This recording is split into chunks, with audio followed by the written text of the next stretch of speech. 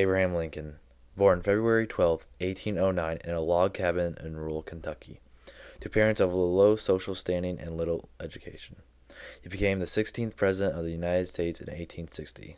Lincoln's role in the White House helped reunite the country during the Civil War and create a slave-free nation.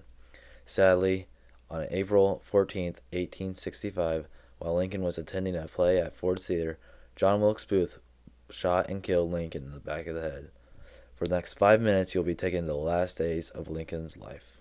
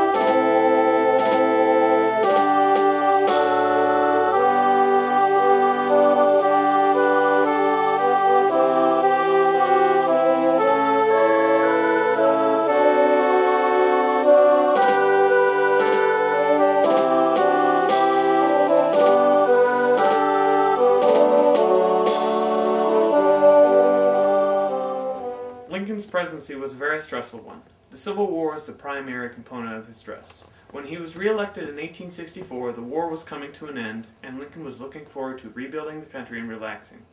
Sadly, it wasn't going to end this way.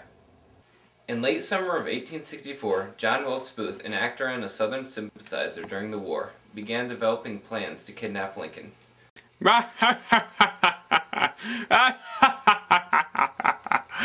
The plan was to take him to Richmond, the Confederate capital at the time, and hold him in return for Confederate prisoners of war.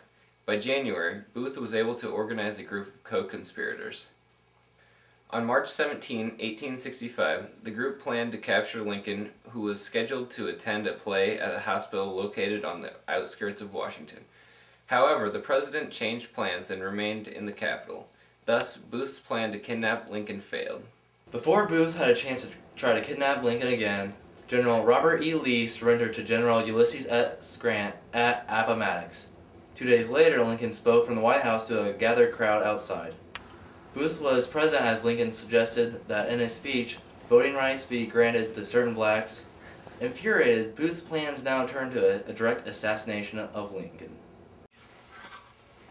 On the morning of April 14th, Booth dropped by Ford's Theater and learned that the president was planning to attend the evening performance of Our American Cousin. At his house. Yes.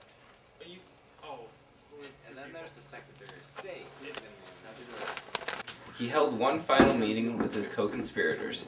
Booth said he would kill Lincoln at the theater. One of Booth's co-conspirators was to assassinate Vice President Andrew Johnson, and another was to assassinate Secretary of State William Seward. All attacks were to take place simultaneously at approximately 10 p.m. Booth thought that a simultaneous attack would result in chaos and a weakening in the government that would lead to a comeback for the South.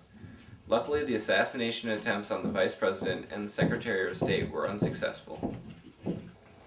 Armed with a single-shot Derringer and a hunting knife, Booth arrived at Ford's Theater around 9:30 p.m. Joseph Bergs, a boy who worked at the theater, held his horse in the rear alley. Slowly, he made his way towards the state box where Lincoln was sitting with Henry Rathbone.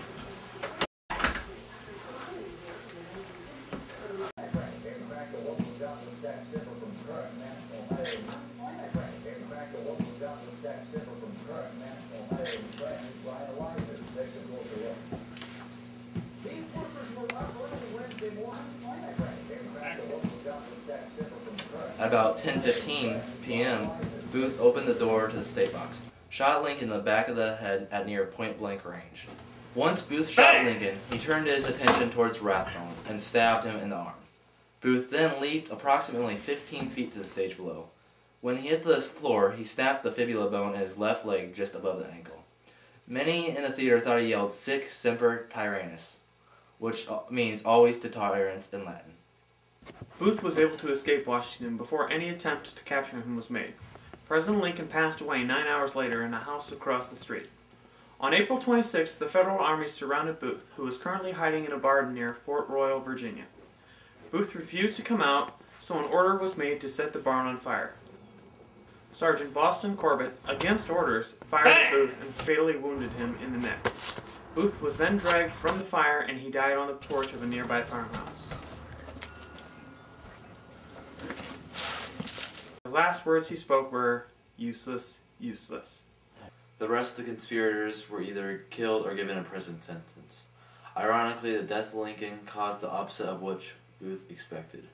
For with Lincoln's death, the possibility of peace with magnanimity died. In May, Lincoln was laid to rest in Oak Ridge Cemetery outside of Springfield, Illinois.